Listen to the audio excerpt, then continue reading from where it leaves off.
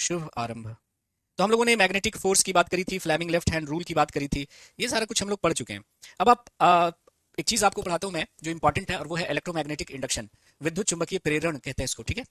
क्या पढ़ने वाले हम लोग? इलेक्ट्रोमैग्नेटिक इंडक्शन, विद्युत चुंबकीय प्रेरण। ये क्या होता है पहले इसको समझते हैं, फिर हम इस स्लाइड पे वापस आएंगे। तो आपका हेडिंग होगा इलेक्ट्रोमैग्नेटिक इंडक्शन, विद्युत चुंबकीय प्रेरण। ठीक है जी। विद्युत चुंबकीय प्रेरण की हम लोग बात करने वाले। देखो, विद्युत चुंबकीय प्रेरण की हम लोग बात करने वाले हैं। ये कलर चेंज कर देता हूं मैं। हाँ, विद्युत चुंबकीय प्रेरण क्या होता है माय डियर फ्रेंड्स, इसको थोड़ा सा समझते हैं। देखिए, अगर इलेक्ट्रिसिटी से मैग्नेटिज्म प्रोड्यूस हो रहा है, विद्युत धारा से क्या प्रोड्यूस हो रहा है? मैग्नेटिज्म, मैग्नेट प्रोड्यूस हो रहा है। कैसे प्रोड्यूस हो रहा है कि जब भी किसी वायर से कोई इलेक्ट्रिक करंट फ्लो करता है तो वो वायर वायर नहीं रह जाता, एक मैग्नेट बन जाता है। तो विद्युत धारा से मैग्नेटिज्म का बनना, चुंबकत्व का बनना, क्या कहलाता है? Magnetic effect of current. Magnetic effect of current, विद्युत धारा का चुंबकीय प्रभाव क्या कहलाता है? विद्युत धारा का चुंबकीय प्रभाव कहलाता है। तो और इसकी खोज किसने करी थी? एचसी ऑस्टेड साहब ने करी थी। किसने करी थी? एचसी ऑस्टेड साहब ने करी थी। तो एक साइंटिस्ट थे फैराडे। फैराडे ने सोचा कि अगर इलेक्ट्रिसिटी से मैग्नेटिज्म प्रोड्यूस हो रहा है तो भाई मैग्नेटिज्म से भी इलेक्ट्रिसिटी प्रोड्यूस होना चाहिए। इलेक्ट्रिसिटी का मतलब क्या है? Moving charge. इलेक्ट्रिसिटी का मतलब क्या है? Moving charge. चार्ज मूव कर रहा है, आवेश प्रवाह में है। तो जब चार्ज मूव करता है, आवेश प्रवाहित होता है, तो विद्युत धारा बनती है। तो अगर मूविंग चार्ज मैग्नेट प्रोड्यूस कर रहा है तो मूविंग मैग्नेट को भी इलेक्ट्रिसिटी प्रोड्यूस करना चाहिए। मूविंग मैग्नेट को भी इलेक्ट्रिसिटी प्रोड्यूस करना चाहिए, ऐसा मानना था किसका? फैराडे साहब का। और वो बहुत सारे बेचारे एक्सपेरिमेंट कर रहे थे इधर उधर, लेकिन कोई उसे क्लू नहीं मिल रहा था। तो अपना जो सारा सेटअप उन्होंने रखा था ना, उसको ऐसे झिझलाकर फेंक दिया नीचे टेबल से। तो उन्होंने देखा कि मैग्नेटिक नीडल में डिफ्लेक्शन हो गई। और तब उनको आइडिया मिला कि भाई इलेक्ट्रिसिटी का मतलब क्या हुआ? Moving charge. चार्ज मूव कर रहा है तो क्या बन रहा है? मैग्नेटिज्म। उसी तरह से जब हम मैग्नेट को मूव करेंगे तो क्या मिलेगी हमको? इलेक्ट्रिसिटी। तो इलेक्ट्रिसिटी से मैग्नेटिज्म बनने की घटना क्या कहलाती है? मैग्नेटिक इफेक्ट ऑफ करंट, विद्युत धारा का चुंबकीय प्रभाव। उसी तरह से मैग्नेटिज्म से इलेक्ट्रिसिटी का बन जाना यह कहलाता है electromagnetic induction, EMI, electromagnetic induction. और इसकी खोज करने वाले थे कौन? आपके फैराडे साहब। किसने खोजा इसको? फैराडे साहब ने खोजा। So the phenomenon of production of electricity from magnetism is known as what? Electromagnetic induction. चुंबकत्व से विद्युत धारा के बनने की जो घटना है उसको हम कहते हैं विद्युत चुंबकीय प्रेरण, ईएमआई। क्या बोलेंगे इसको? विद्युत विद्युत चुंबकीय प्रेरण कहेंगे। तो ये घटना थी भाई साहब। तो इलेक्ट्रिसिटी से मैग्नेटिज्म का बनना कहलाता है मैग्नेटिक इफेक्ट ऑफ करंट। उसी तरह से मैग्नेटिज्म से इलेक्ट्रिसिटी का बनना क्या कहलाता है? इलेक्ट्रोमैग्नेटिक इंडक्शन, जिसकी खोज किसने की? 1931 में फैराडे साहब ने करी। वही बात देखो यहाँ पे लिखा है। क्या लिखा है मैंने? कि the production of electricity from magnetism is known as क्या? Electromagnetic induction. और इस इलेक्ट्रोमैग्नेटिक इंडक्शन के कारण जो इलेक्ट्रिक करंट बनता है उसको बोलते हैं इंड्यूस्ड करंट। क्या बोलते हैं? Induced current. इलेक्ट्रोमैग्नेटिक इंडक्शन के द्वारा जो करंट बनता है उसको क्या बोलते हैं? Induced current. जिसकी खोज किसने करी थी? फैराडे ने करी थी। फैराडे क्या है? साइंटिस्ट है। तो चुंबकीय क्षेत्र के कारण विद्युत धारा की उत्पत्ति, या चुंबकत्व के कारण, चुंबकीय क्षेत्र को हटा दो, चुंबकत्व के कारण, चुंबकत्व के कारण विद्युत धारा की उत्पत्ति की घटना विद्युत चुंबकीय प्रेरण कहलाती है। और विद्युत चुंबकीय प्रेरण के कारण उत्पन्न विद्युत धारा को प्रेरित विद्युत धारा कहते हैं। क्या कहते हैं? प्रेरित विद्युत धारा, जिसकी खोज फैराडे साहब ने करी थी। कोई शक है?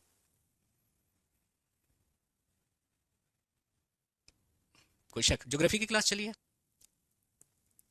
क्या कह रहे हैं कुमकुम? आज क्लास क्यों नहीं चल रही है? क्लास नहीं चल रही है क्या आकाश? देखो, क्लास चल रही है। अच्छा, नोट कर लीजिए फटाफट। क्या लिखेंगे? चुंबकत्व के कारण विद्युत धारा का बनना विद्युत चुंबकीय प्रेरण कहलाता है।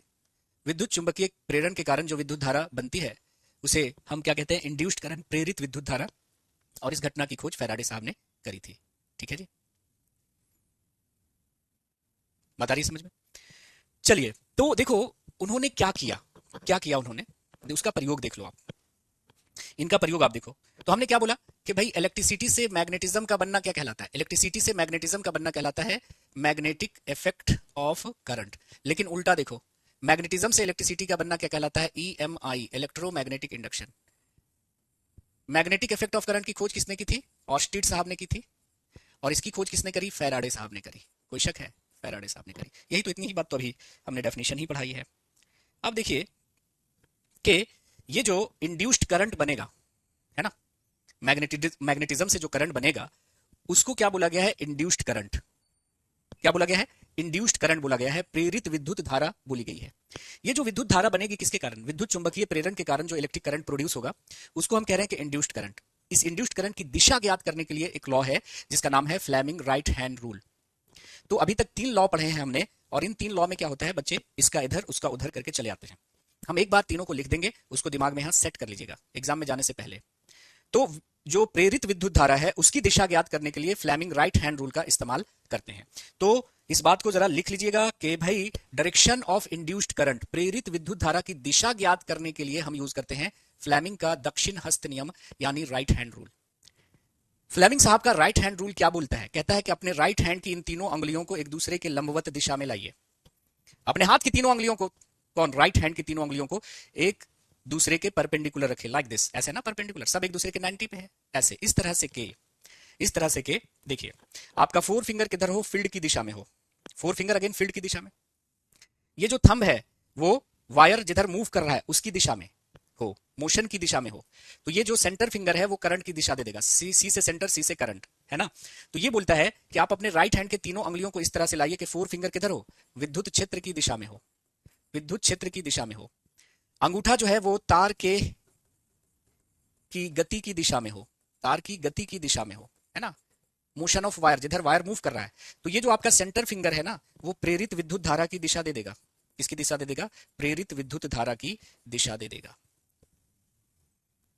तो आपको इतना याद नहीं रखना, आपको बस 3 बातें ये याद रखनी है। पहला कि भाई मैग्नेटिक फील्ड का जो डायरेक्शन है, मैग्नेटिक फील्ड का जो डायरेक्शन है विद्युत क्षेत्र की दिशा के लिए हम कौन सा नियम यूज करते हैं? कमेंट करिए जरा।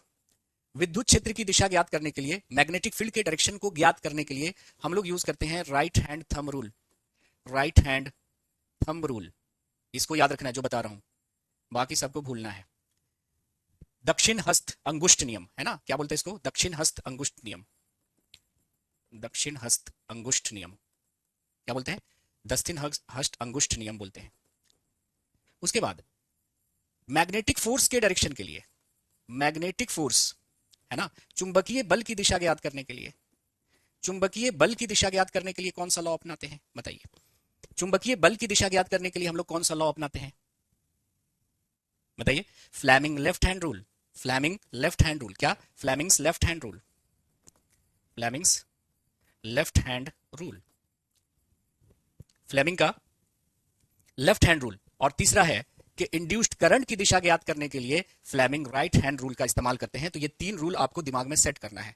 मैग्नेटिक फील्ड की दिशा ज्ञात करने के लिए right hand thumb rule, magnetic force की दिशा ज्ञात करने के लिए फ्लेमिंग लेफ्ट हैंड रूल, और प्रेरित विद्युत धारा की दिशा ज्ञात करने के लिए फ्लेमिंग राइट हैंड रूल। याद हुआ सबको? सब समझ में आ रही है बात या नहीं आ रही है? तो बस इतना याद रख लेना है,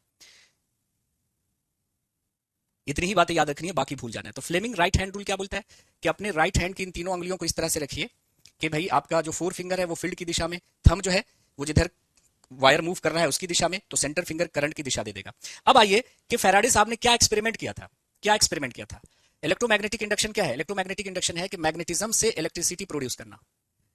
कि भाई उन्होंने सोचा कि जब मूविंग चार्ज मैग्नेट प्रोड्यूस कर रहा है तो मूविंग मैग्नेट को इलेक्ट्रिसिटी प्रोड्यूस करना चाहिए। इलेक्ट्रिसिटी का मतलब क्या है? चार्ज मूव कर रहा है, तो चार्ज मूव कर रहा है तो मैग्नेट बना रहा है, तो अगर हम मैग्नेट को मूव करवाएं तो उससे इलेक्ट्रिसिटी मिलना चाहिए था, है ना। तो वो अपना प्रयोग कर रहे थे, वो प्रयोग क्या था उसके बारे में हम लोग थोड़ा बात करते हैं। तो ये फ्लेमिंग लेफ्ट हैंड रूल यहाँ पे हमने इंग्लिश और हिंदी में लिख दिया है कि आप अपने राइट हैंड की इन तीनों अंगुलियों को परपेंडिकुलर रखिए इस तरह से कि आपका 4 फिंगर फील्ड की दिशा में है, थंब आपका वायर जिधर मूव कर रहा है उसकी दिशा में है, तो सेंटर फिंगर करंट की दिशा दे देगा। बस इतना है। क्या? Fleming hand left rule, Fleming का दक्षिण हस्त नियम।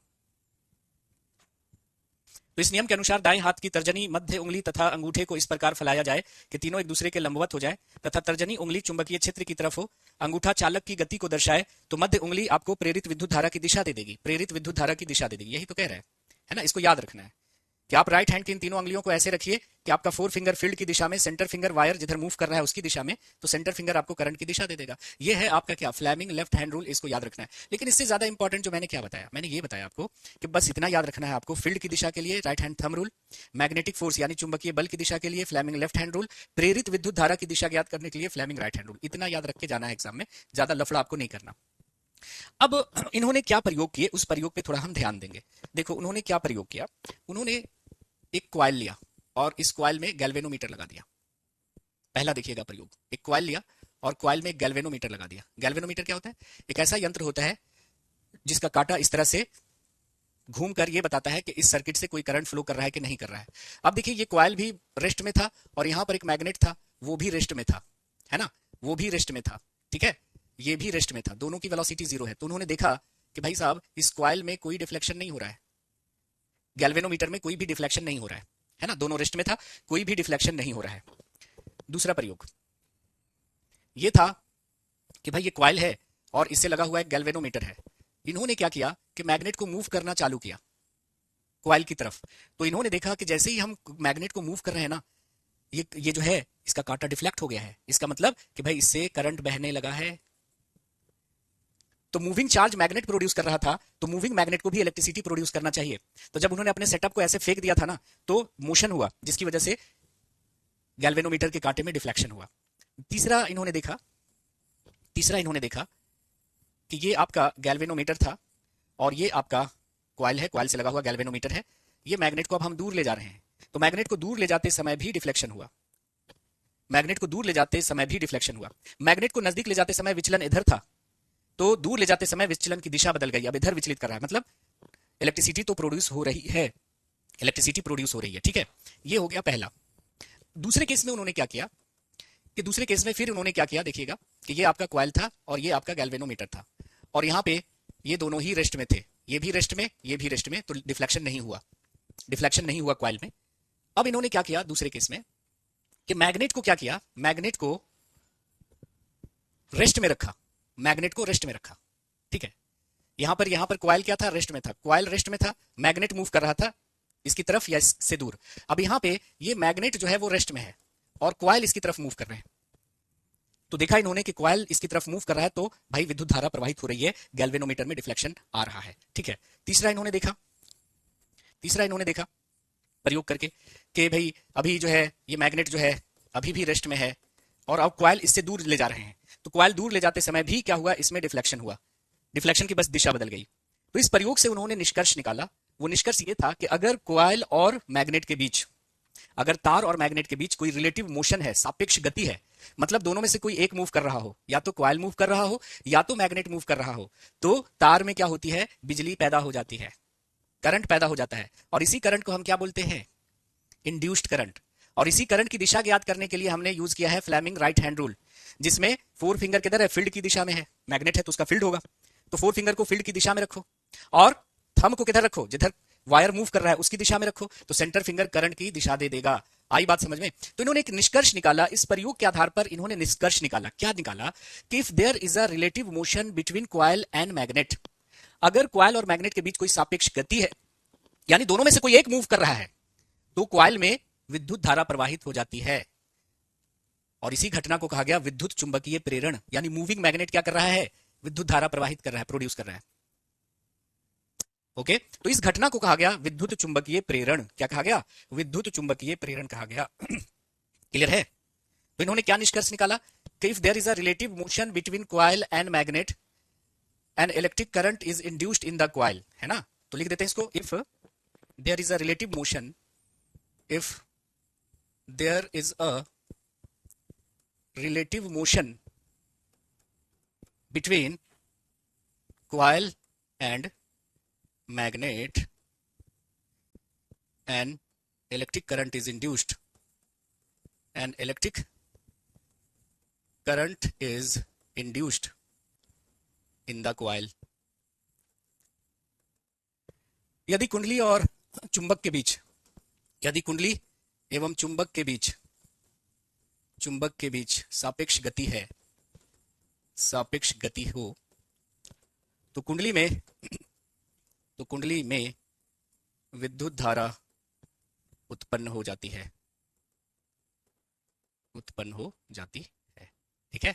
ये था आपका विद्युत चुंबकीय प्रेरण, बात आनी चाहिए समझ में। तो अगर कुंडली और मैग्नेट दोनों में से कोई एक मोशन में है, तो कुंडली में विद्युत धारा बहने लगेगी। इस घटना को विद्युत चुंबकीय प्रेरण कहते हैं, और इस घटना की वजह से जो विद्युत धारा उत्पन्न हो रही है उसे प्रेरित विद्युत धारा, इंड्यूस्ड करंट कहते हैं। और इस इंड्यूस्ड करंट की दिशा ज्ञात करने के लिए फ्लेमिंग राइट हैंड रूल का इस्तेमाल करते हैं। बस इतना आपको याद रखना है भाई साहब, ठीक है। चलिए ऑब्जर्वेशन से क्वेश्चन आपका हो सकता है। अब हम आते हैं आपके अगले टॉपिक पे, जो कि बहुत इंपॉर्टेंट होगा, और वो होगा आपका साउंड, ध्वनि। Very very important. इसमें थोड़ा सा टाइम लगेगा, आराम आराम से पढ़िएगा तब समझ में आएगा, अदरवाइज नहीं आएगा। हाँ बिल्कुल, इलेक्ट्रिसिटी प्रोड्यूस होगी। कॉपर का कॉइल ऐसे करिए और उसे आप बल्ब लगाइएगा और मैग्नेट को आगे पीछे ले जाइएगा। आपका जो जनरेटर होता है उसमें यही तो होता है ना, घूमता है। ठीक है, आते हैं हम लोग ध्वनि। तो पन्ना पलट लीजिए, लिखिएगा ध्वनि। ठीक है, चलो। जिस तरह से लाइट एनर्जी का रूप है, ऊर्जा का रूप है, जिस तरह से हीट ऊर्जा का रूप है, उसी तरह से ध्वनि भी क्या है, ऊर्जा का रूप है। तो sound is a form of energy. Sound क्या है? साउंड भी एनर्जी का फॉर्म है। क्लियर? तो लिख दिया है कि sound is a form of energy, ध्वनि ऊर्जा का रूप है। और sound propagates in a medium in the form of wave. ध्वनि माध्यम में वेव के रूप में चलता है, ऐसे लहरा के चलता है, ऐसे वेव के रूप में चलता है, लाइक दिस। ध्वनि किसी माध्यम में वेव के रूप में क्या होता है, चलता है, ऐसे लहरा के यूं सामने आ गए, सुना? तो वेव ऐसे चलता है। तो अगला पॉइंट लिखिएगा कि किसी माध्यम में ध्वनि का संचरण या ध्वनि का गमन या ध्वनि का एक जगह से दूसरी जगह जाना तरंग के रूप में होता है। ध्वनि कैसे चलती है? तरंग के रूप में चलती है। ठीक है जी। अब ये तरंग क्या होता है? तो तरंग एक डिस्टरबेंस होता है, एक विक्षोभ होता है, जो एनर्जी को एक जगह से दूसरी जगह ले जाता है। जैसे आप किसी ठहरे हुए पानी में कंकड़ मारते हैं तो ध्वनि तरंगे पैदा होती है, देखा है, ऐसे ऐसे। और ये ध्वनि तरंगे चारों ओर ऐसे बढ़ने लगती है, चारों ओर ऐसे बढ़ने लगती है, ऐसे ऐसे। तो आप किसी ठहरे हुए पानी में अगर कंकड़ मारते हैं तो ध्वनि, वहां पर जल तरंगे उत्पन्न होती हैं, जो एनर्जी को एक जगह से दूसरी जगह ले जाती हैं। तो अगर आपसे पूछा जाए कि तरंग एक माध्यम से एक जगह से दूसरी जगह क्या ले जाती हैं, तो उत्तर होगा ऊर्जा को ले जाती हैं। तरंग क्या है? तो तरंग एक डिस्टरबेंस है। क्या है? एक विक्षोभ है। जैसे आप गिटार का तार ऐसे डिस्टर्ब करते हैं तो उसमें तरंगे उत्पन्न होती है, ध्वनि उत्पन्न होती है ना? तो याद रखना है आपको कि भाई ये वेव क्या है? तो वेव क्या है? डिस्टरबेंस है, विच कैरीज क्या, energy from one place to another place. तरंग एक विक्षोभ है, डिस्टरबेंस, विक्षोभ है, जो ऊर्जा को एक स्थान से दूसरे स्थान तक ले जाने का कार्य करती है। तो ये ऑप्शन में मिलेगा कि ध्वनि तरंग क्या एक जगह से दूसरी जगह ले जाती है? तो ऊर्जा को एक जगह से दूसरी जगह ले जाती है, लहरा के बल खा के चलती है। बिल्कुल सही फरमाया। आता नहीं समझ में? अब आइए थोड़ा सा तरंग के प्रकार जरा देख लेते हैं। ठीक है, तरंग के प्रकार किसके आधार पे? माध्यम के आधार पे, कि किसी तरंग को माध्यम की आवश्यकता है कि नहीं है, इस आधार पे तरंग को हमने दो भागों में बांटा है। वैसी तरंगे जिसको एक जगह से दूसरी जगह जाने के लिए माध्यम चाहिए, है ना? जैसे हम लोगों को एक जगह से दूसरी जगह जाने के लिए कोई माध्यम चाहिए होता है, कार, बस, मेट्रो, हवाई जहाज। तो वो तरंगे जिसको एक जगह से दूसरी जगह जाने के लिए कोई माध्यम चाहिए, ऐसी तरंगों को हम कहते हैं मैकेनिकल वेव, यांत्रिक तरंगे। जैसे ध्वनि तरंगे, ध्वनि तरंगों को एक जगह से दूसरी जगह जाने के लिए माध्यम चाहिए, हवा चाहिए, पानी चाहिए या सॉलिड चाहिए। ध्वनि तरंगे निर्वात में नहीं चल सकती, निर्वात में, वैक्यूम में नहीं चल सकती। निर्वात वो जगह होती है जहां पे हवा भी नहीं होती, कुछ भी नहीं होता, उसको वैक्यूम कहते हैं, निर्वात कहते हैं। तो देखिए, एक होती है आपकी मैकेनिकल वेव, जिसको एक जगह से दूसरी जगह जाने के लिए कोई माध्यम चाहिए होगा, है ना? लेकिन वैसी तरंगे जिसको एक जगह से दूसरी जगह जाने के लिए कोई माध्यम नहीं चाहिए होगा, ऐसी तरंगों को हम क्या कहते हैं? नॉन मैकेनिकल वेव, अयांतरिक तरंगे। यानी those waves which do not require a material medium for their propagation. ऐसी तरंगे जिसको एक जगह से दूसरी जगह गमन करने के लिए, संचारित होने के लिए, जाने के लिए किसी माध्यम की आवश्यकता नहीं हो, ऐसी तरंगों को हम नॉन मैकेनिकल वेव कहेंगे। जैसे सभी के सभी विद्युत चुंबकीय तरंगे, जिसमें लाइट भी आता है। लाइट क्या है? हमारी एक विद्युत चुंबकीय तरंग है। तो लाइट और जितनी भी विद्युत चुंबकीय तरंगे हैं, जैसे एक्सरे, जैसे यूवी रेज, जैसे माइक्रोवेव, जैसे रेडियो वेव, सारी विद्युत चुंबकीय तरंगे, जिसमें से आपका लाइट भी शामिल है, ये नॉन मैकेनिकल वेव है। जैसे देखो, ये सूर्य है और सूर्य से लाइट आ रही है, और जब ये आपके एटमॉस्फेयर में प्रवेश करती है तो भी आप तक पहुंच रही है लाइट। लेकिन एटमॉस्फेयर तो लगभग आपका 300 किलोमीटर तक ही है, ऊपर तो कुछ भी नहीं है, वैक्यूम है भाई, निर्वात है, फिर भी आप तक लाइट आ रही है। इसका मतलब लाइट जो है उसको एक जगह से दूसरी जगह जाने के लिए माध्यम की आवश्यकता नहीं है ना? ये निर्वात में भी चल सकती है, माध्यम है तो भी चलेगा और माध्यम नहीं है तो भी चलेगा। जैसे देखिए, इसको अगर ये आयांतरिक तरंगे नहीं होती लाइट, तो आप तक लाइट पहुंच नहीं पाती। तो वो तरंगे जिसको एक जगह से दूसरी जगह जाने के लिए किसी माध्यम की आवश्यकता नहीं होती है, उसे अयांतरिक तरंगे कहते हैं। जैसे कि हमारा विद्युत चुंबकीय तरंगे, जिनमें से लाइट भी क्या है? एक प्रकार की विद्युत चुंबकीय तरंग है। लेकिन वह तरंगे जिसे एक जगह से दूसरी जगह जाने के लिए माध्यम चाहिए होगा, उसे अयांतरिक तरंगे कहेंगे। Those waves which require a material medium for their propagation are known as what? Mechanical waves. वैसी तरंगे जिसको एक जगह से दूसरी जगह जाने के लिए माध्यम चाहिए होगा, है ना, उसको यांत्रिक तरंगे कहेंगे। जैसे कि ध्वनि तरंगे, जैसे कि जल तरंगे, जैसे कि डोरी में उत्पन्न तरंगे, है ना? ये डोरी को हमने यहां से बांध दिया, यहां से बांध दिया, डोरी को ऐसे हिलाया तो इसमें ऐसे तरंगे उत्पन्न होती हैं। तो ध्वनि तरंगे, जल तरंगे, डोरी में उत्पन्न तरंगे, गिटार के तार में उत्पन्न तरंगे, ये सब कैसी तरंगों के उदाहरण हैं? मैकेनिकल वेव के उदाहरण हैं। तो ये ध्वनि तरंगों को हमने किस आधार पे बांटा माय डियर फ्रेंड्स? तो आप कहेंगे sir on the basis of necessity of the medium, है ना, माध्यम की आवश्यकता के अनुसार। लेकिन जब कोई तरंग किसी माध्यम से गुजरेंगी, किसी माध्यम से गुजरेंगी, तो वह माध्यम के कणों को कैसे वाइब्रेट करवाएगी? ऐसे ऐसे या ऐसे ऐसे? इस आधार पे भी तरंगों को दो भागों में हमने बांटा है। बांटने का आधार समझिए, माध्यम के कणों के कंपन के आधार पे कि जब कोई तरंग किसी माध्यम से गुजरेगी तो वह उस माध्यम के कणों को कैसे वाइब्रेट करवाएगी, कैसे कंपन करवाएगी, ऐसे ऐसे के ऐसे ऐसे। इस आधार पे ध्वनि तरंगों को दो भागों में बांटा गया और यहां से देखना क्वेश्चन आपको दिलाऊंगा मैं, ठीक है। तो अब जो हमारा है वो किसके आधार पर है? माध्यम के कणों के कंपन के आधार पे ध्वनि तरंगे दो प्रकार की होती हैं, अनुदैर्घ्य तरंगे एवं अनुप्रस्थ तरंगे, लॉन्गिट्यूडनल वेव और कौन सा? Transverse wave. देखो सपोज करो माय डियर फ्रेंड्स कि ध्वनि तरंगे इधर जा रही हैं, ध्वनि तरंगे इधर जा रही हैं, कोई तरंग इधर जा रही है, this is the direction of propagation of the wave, ये वेव के यानी तरंग के संचरण की दिशा है। सपोज करो कि ध्वनि तरंगे इधर जा रही हैं और माध्यम के कणों को भी उधर ही वाइब्रेट करवा रही हैं। ध्वनि तरंगे जिधर जा रही हैं, माध्यम के कण भी उधर ही को ऐसे ऐसे वाइब्रेट हो रहे हैं, तो इस तरह के तरंग को हम क्या कहेंगे? Longitudinal wave. यानी when particles of the medium vibrate along the direction of propagation of the wave, then this is your longitudinal wave. अगर माध्यम के कण तरंग के संचरण की दिशा में कंपन कर रहे हों तो इस तरह की तरंगों को हम क्या कहेंगे? अनुदैर्घ्य तरंगे। एग्जाम्पल में याद कर लीजिएगा कि आपकी जो ध्वनि तरंगे हैं वो अनुदैर्घ्य तरंगों के उदाहरण हैं, ठीक है। तो अनुदैर्घ्य तरंगों के उदाहरण हो गए। तो अगर माध्यम के कण तरंग के गति की दिशा में कंपन करते हो, अगर माध्यम के कण तरंग के संचरण की दिशा में कंपन करते हो तो इस तरह की तरंगों को अनुदैर्घ्य तरंगे कहेंगे, जैसे कि हमारी हो गई ध्वनि तरंगे। लेकिन सपोज करो माय डियर फ्रेंड्स कि वेव इधर को जा रहा है और माध्यम के कण उसकी लंबवत दिशा में कंपन कर रहे हो, like this, then this is your transverse wave. ये क्या कहलाएगा? ट्रांसवर्स वेव कहलाएगा। अगर माध्यम के कण तरंग के संचरण के लंबवत दिशा में कंपन कर रहे हो, वेव इधर जा रहा है, ऐसे ऐसे वाइब्रेट कर रहा है 90 डिग्री के एंगल पे, then this is your transverse wave, अनुप्रस्थ तरंगे, है ना। तो इस बात को यहां पे हमने लिख दिया है कि भाई ये क्या होती हैं, देख लीजिए।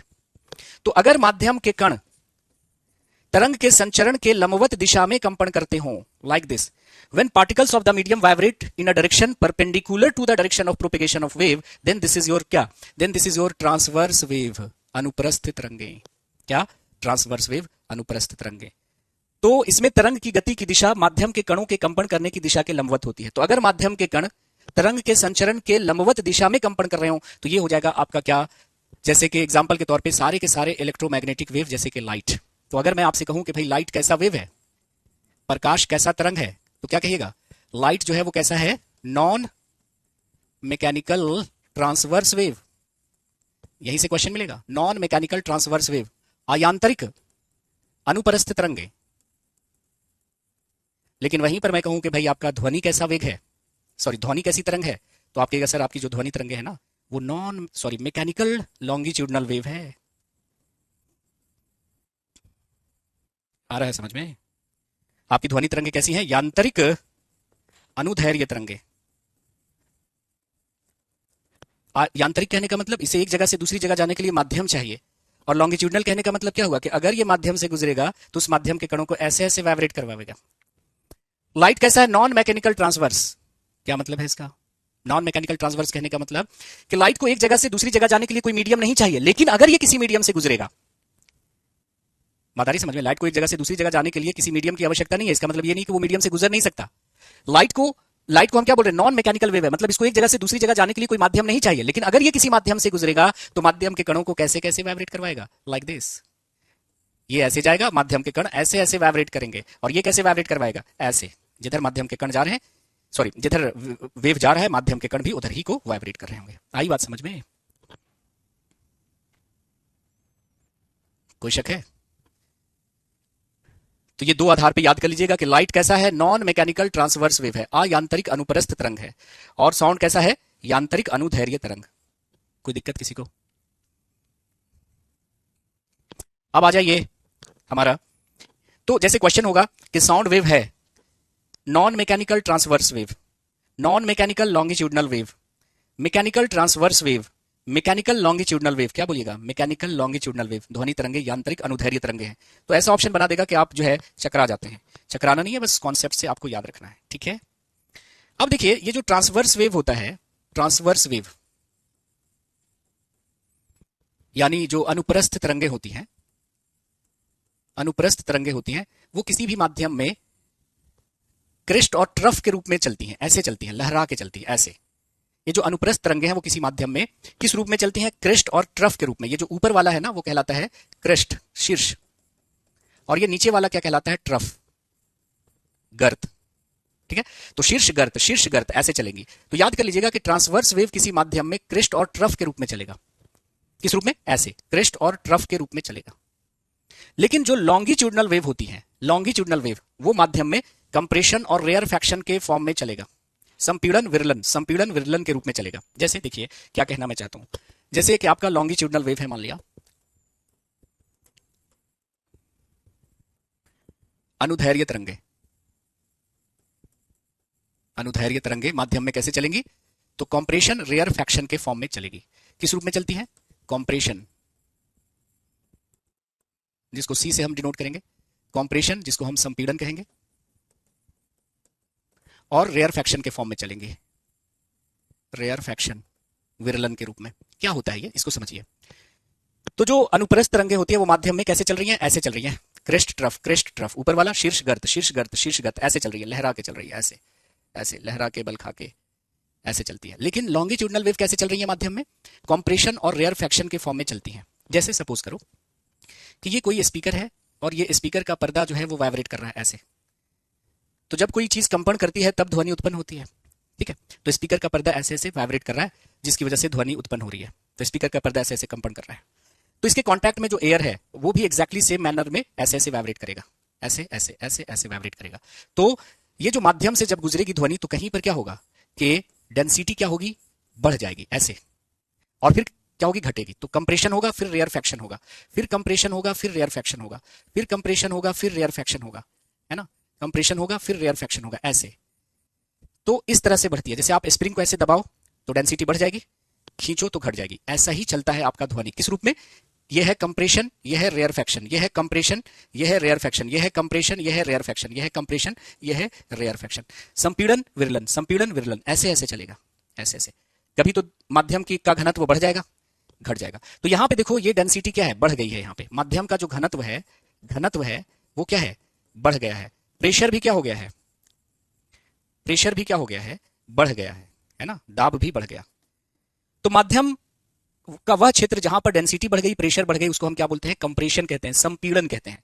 और फिर ऐसे होगा तो इसको बोलते हैं रेयरफैक्शन। रेयरफैक्शन वो जगह होंगी जहां पे डेंसिटी घट गई है, डेंसिटी घट गई है, घनत्व घट गया है, और प्रेशर भी घट गया है, प्रेशर भी घट गया है, दाब भी घट गया है।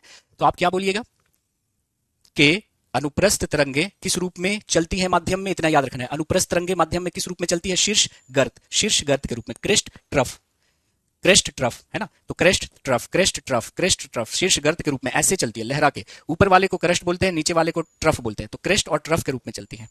और जो लॉन्गिट्यूडनल वेव है वो कैसे चलती है, कंप्रेशन रेयरफैक्शन, संपीड़न विरलन, बस इतना याद रखना है। संपीड़न क्या होगा, वह जगह होगी जहां पे घनत्व ज्यादा होगा, दाब ज्यादा होगा। विरलन वो जगह होगी जहां पर डेंसिटी भी कम होगी, प्रेशर भी कम होगी। बस इतना याद रखना है आपको। कोई शक? तो क्या सीखा आपने अभी तक?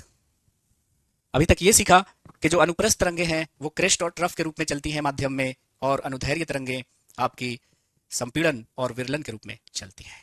ठीक है, ठीक है जी। ऐप में दिक्कत चल रही थी, कोई बात नहीं है, देख लीजिएगा इसका रिकॉर्डिंग, है ना, घबराना नहीं है। अब आओ कि हम बात करने वाले हैं माय डियर फ्रेंड्स के ध्वनि तरंगों की बात कर लेते हैं। जैसा कि आपने क्या पढ़ा है कि ध्वनि तरंगे यांत्रिक तरंगे होती हैं, मतलब इसे एक जगह से दूसरी जगह जाने के लिए माध्यम की आवश्यकता होगी, है ना। तो यहां पे हमने लिख दिया है कि sound requires a medium for their propagation. ध्वनि को एक जगह से दूसरी जगह जाने के लिए माध्यम की आवश्यकता होती है ना। और ध्वनि जो है वो सॉलिड के थ्रू भी जा सकता है, लिक्विड के थ्रू भी एक जगह से दूसरी जगह जा सकता है, और गैस के थ्रू भी जा सकता है। कोई भी माध्यम चाहिए, सॉलिड, लिक्विड, गैस, तीनों से गुजर सकता है कौन, आपकी ध्वनि। तो कोई भी माध्यम चाहिए होगा, चाहे वो माध्यम सॉलिड हो, चाहे वो माध्यम लिक्विड हो, या चाहे वो माध्यम गैस हो। तो आपने क्या पढ़ा है कि ध्वनि तरंगे यांत्रिक तरंगे हैं, मैकेनिकल वेव्स हैं, मतलब ये निर्वात में नहीं चल सकती, इससे कोई ना कोई माध्यम तो चाहिए। और ये ध्वनि जो है वो तीनों माध्यम से गुजर सकता है। ध्वनि जो है वो आपका सॉलिड से भी गुजर सकता है, लिक्विड से भी गुजर सकता है, और आपका ध्वनि जो है वो गैस से भी गुजर सकता है, हवा से गुजरता है ना, आप तक सुनाई दे रहा है हमारी आवाज। तो sound can travel through solid, liquid and gases. ध्वनि का संचरण ठोस, द्रव तथा गैसों से हो सकता है। अब अगर आपसे ये सवाल मैं पूछ दूं कि ध्वनि की जो वेलोसिटी है, मतलब साउंड की जो वेलोसिटी है, वो सबसे ज्यादा किसमें होती है? ध्वनि तो ठोस, लिक्विड, गैस तीनों से गुजर सकता है, लेकिन सबसे ज्यादा जो वेलोसिटी होती है ध्वनि की वो किसमें होती है? तो सबसे ज्यादा होती है सॉलिड में, उसके बाद होती है लिक्विड में, सबसे कम होती है गैस में। तो ध्वनि का जो वेग है वो ठोस में क्या होगा? अधिकतम होगा, और गैस में न्यूनतम होगा। डेटा से दिखा दूं क्या? जैसे स्टील में ध्वनि का जो वेग होता है वो 5000 मीटर पर सेकंड होता है, और लिक्विड में ले लो पानी, पानी में 1500 मीटर पर सेकंड, और गैस में ले लो हवा, हवा से बढ़िया गैस कौन सी है? 340 मीटर पर सेकंड। तो सबसे ज्यादा किसमें होती है? सॉलिड में, उसके बाद लिक्विड में, सबसे कम किसमें होती है? गैस में। तो ध्वनि का मान अधिकतम होता है ठोस में, न्यूनतम होता है गैसों में। न्यूनतम क्या होता है? गैसों में। लिख लिया? तो 3 पॉइंट पहले लिखो आप कि ध्वनि को गमन करने के लिए माध्यम चाहिए होता है। ध्वनि किसी भी माध्यम से गुजर सकती है, चाहे वो माध्यम सॉलिड हो, लिक्विड हो, गैस हो। ध्वनि का वेग ठोस में अधिकतम होगा, गैस में न्यूनतम होगा। गैस में न्यूनतम होगा। कोई शक? शक नहीं है तो देख लो कि स्टील, स्टील क्या है? सॉलिड है, ठोस है, कितना होता है? 5000 मीटर पर सेकंड। वाटर क्या होता है? एक लिक्विड होता है, वाटर से बढ़िया लिक्विड कोई है दुनिया में? तो ये द्रव होता है, कितना? 1500 मीटर पर सेकंड। और एयर क्या है आपका? गैस है, एयर से बढ़िया कौन सी गैस मिलेगी? 340 330 मीटर पर सेकंड। जो भी डेटा हो टेम्परेचर से वेरी करेगा। हमने कहा कि sound can not B travel through vacuum. ध्वनि यांत्रिक तरंग होने के कारण ये निर्वात से नहीं गुजर सकती, इसीलिए चंद्रमा पे आपको ध्वनि सुनाई नहीं देती, क्योंकि चंद्रमा पर वातावरण नहीं है, एयर नहीं है, कोई गैस नहीं है। So sound can not be heard on the surface of moon. Why? There is no air on the surface of the moon to carry the sound waves. चंद्रमा पर ध्वनि सुनाई नहीं देगी, क्योंकि ध्वनि को एक जगह से दूसरी जगह ले जाने के लिए वहां पर कोई माध्यम ही नहीं है, कोई गैस ही नहीं है। तो जो एस्ट्रोनॉट्स वहां लैंड करते हैं मून पर, वो एक दूसरे से बात करते हैं। कैसे एक दूसरे से बात करते हैं?